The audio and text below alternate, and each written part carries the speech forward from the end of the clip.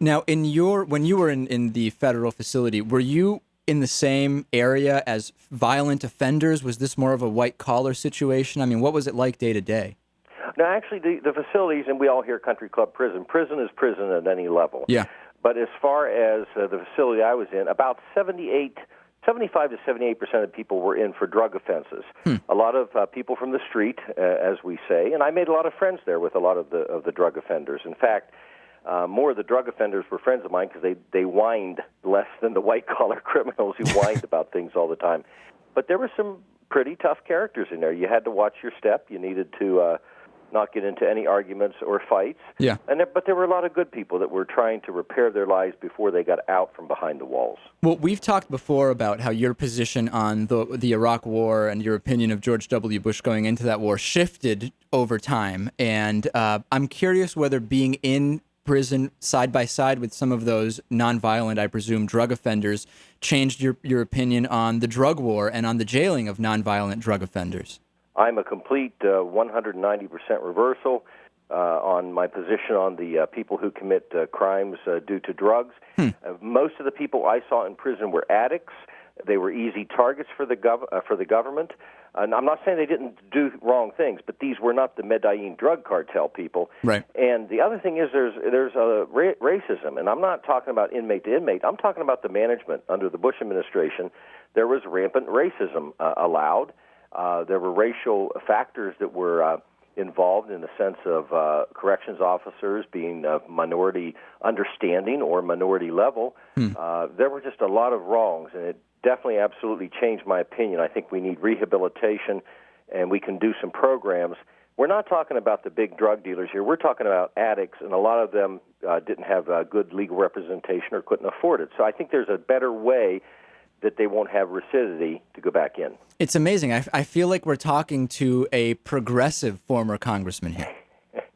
Well, you morph a bit here and there, don't you? When you have a life change. Do you think if members of Congress made a lot more money, right, that they would be less likely to accept gifts or favors, or do you think that's not at all a factor? No, it's not the money. In my case, for example, I had links. Former staffers became staffers for Abramoff. It was, quote, one happy family. You want to help a friend out as best you can. In my case, there were not cash envelopes. It wasn't a Duke Cunningham, Rolls-Royce, furniture, houses, home additions, or anything of that nature. Yeah. But it was a matter of trying to please people and trying to help friends because, hey, people go from congressional offices into lobby situations, and everybody knows everybody.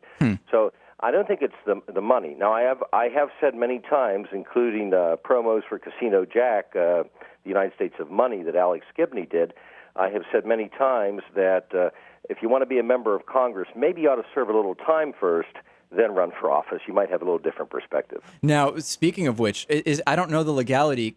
Would you be able to run for Congress again? Yes, interestingly enough, I can with a felony. But the Congress, after Alcee Hastings, who was impeached by the Congress as a federal judge, and he had a felony charge, after he won, they realized they couldn't refuse to seat him, so they changed the law. It probably would be constitutionally challenged. I can run, but they may refuse to seat me. If you won, that is. If I won. Any thoughts about doing that? Well, I'm doing a nonprofit. I'm working for Ellen Ratner and Talk Radio News Service, a very, very liberal progressive, I must add. Yeah, I work with Tom. I'm doing all of that, and at this, let me give you a good political answer, Dave. You're a smart young man. I've talked to you. Not at this time. Right. How's that? I understand perfectly. Last minute we have here.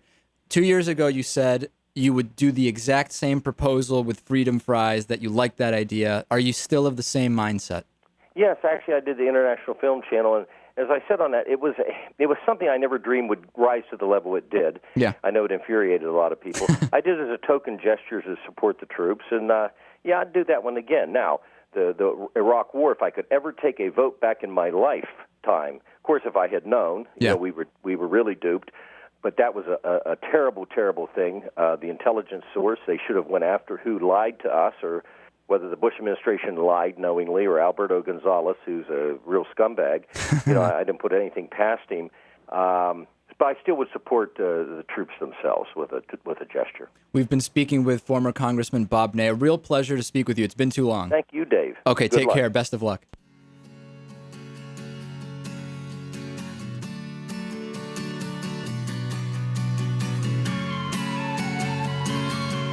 You've been listening to Midweek Politics with Dave Pakman.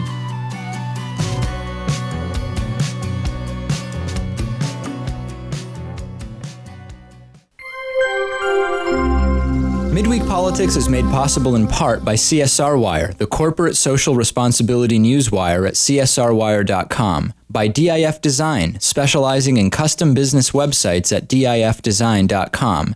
To find out more about underwriting Midweek Politics, visit midweekpolitics.com.